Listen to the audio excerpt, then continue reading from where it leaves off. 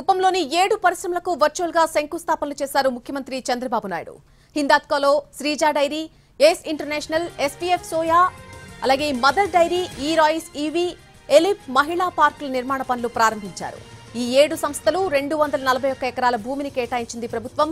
ఇవి 2203 కోట్ల రూపాయల పెట్టుబడులు పెడుతున్నాయి.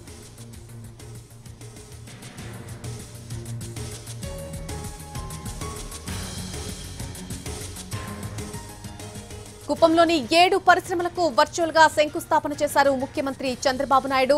హిందాత్కోలో, అలాగే Sreeja dairy, Ace international, SPF soya, mother dairy, E Royce EV, ఎలిప్ మహిళా పార్కుల నిర్మాణ పనులు ప్రారంభించారు.